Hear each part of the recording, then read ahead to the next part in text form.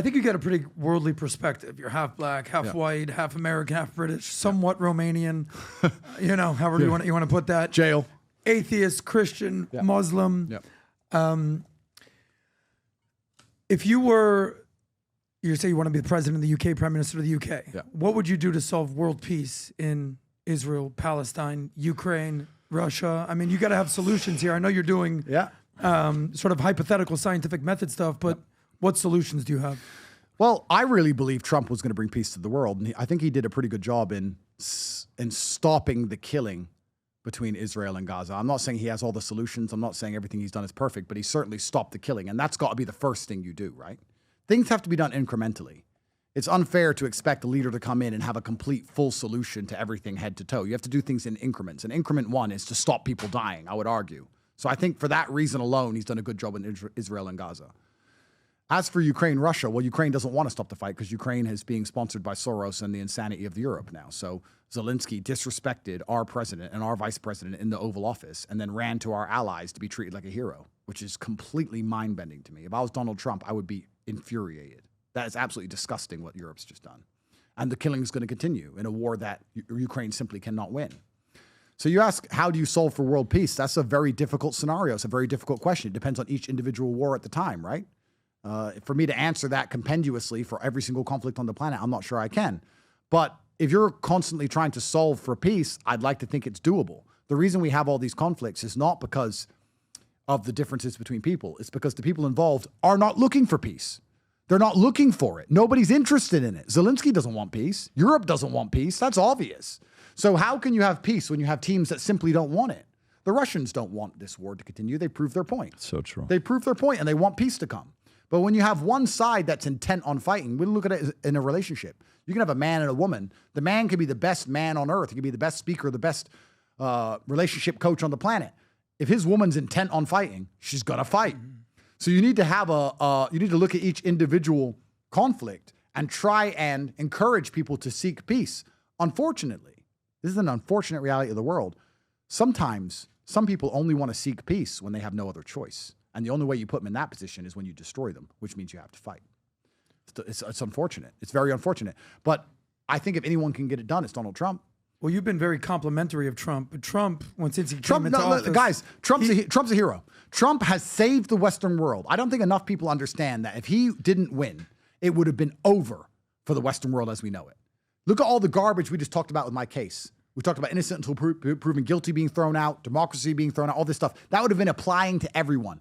All of us here would be in jail. Every man with half a backbone would be in jail. It would have been toast. There would have been a tranny in every single position of office for no reason. True. DEI everywhere. Once America fell, Europe's already fallen. It would have been over. Trump has saved the world as we know it. That is not an exaggeration. That is not hyperbole. Trump has saved the world. So the reason I am a fan of Trump is not because I agree with every single thing he does, not because I think he's a perfect person, but I can look and say he has saved the world. You know, it's actually amazing how bitter, petty, and stupid most people are. Elon Musk will put a rocket in space and then catch it. Incredible. And then someone will sit there and go, yeah, but he had a kid and he wasn't married. Can't you just let people be people and respect them for their monumental achievements and accept that nobody's infallible and nobody's perfect?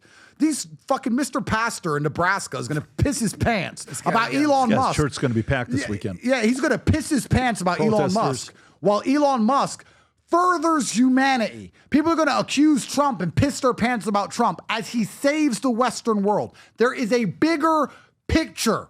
And anyone who is capable and smart enough of seeing the bigger picture isn't an enemy of mine. Because they look at me and go, you know what, Andrew may do some things we don't like. He may have said some things that aren't nice. But in the end, he is motivating the masculine youth to resist the slave mind programming of the Matrix. He is important in the battle against enslavement. The bigger picture is Tate is a net positive, but people are mean and they are petty and they are stupid and they are jealous. And when you add all of that up, you will take somebody as monumentally achieved as myself or people who have surpassed me in nearly every metric, Donald Trump and Elon Musk. Look at all of their monumental achievements, which literally span into the atmosphere, into the cosmos, and ignore that and say, oh, he didn't get a marriage certificate. You're a dipshit. You are a dipshit who cannot understand that no human is perfect and we are all different, and we're all going to have disagreements. We probably all disagree on lots of issues, but we can shake hands and agree for the common good. When you have an army, when you have an army of 10,000 men, they may disagree on so many different things, but the primary objective at the time is to raid the enemy trench. You have to be able to see the bigger picture. But most of these losers online with these opinions who've achieved very little in comparison to myself, to you, to Elon, to Trump, they've achieved nearly nothing. They have an opinion on something you did or something you said or what you think 10 years ago, and they want to type it out, and they think it matters, and they get a little band of losers together, and they all argue about you, and we absorb all the orgons. That's that word again. Nowadays, more than ever, the brand you wear reflects and represents who you are. So for us, if you wear a Future Looks Bright hat or a Valuetainment gear, you're telling the world, I'm optimistic. I'm excited about what's going to be happening, but you're a free thinker. You question things. You like debate. And by the way, last year, 120,000 people got a piece of Future Looks Bright gear with Valuetainment. We have so many new things. The cufflinks are here. New Future Looks Bright. This is my favorite, the green one. Just yesterday, somebody placed an order for 100 of these. If you watch the PBD podcast, you got a bunch to choose from. White ones, black ones. If you smoke cigars and you come to our cigar lounge, we have this high quality lighter cutter and a holder for the cigars. We got sweaters with the Valuetainment logo on it. We got mugs. We got a bunch of different things. But if you believe the future looks bright, if you follow our content and what we represent with Valuetainment, with PBD Podcast, go to vtmerch.com. And by the way, if you order right now, there's going to be a special VT gift inside just for you. So again, go to vtmerch.com, place your order, tell the world that you believe the future looks bright. If you enjoyed this video, you want to watch more videos like this, click here. And if you want to watch the entire podcast, click here.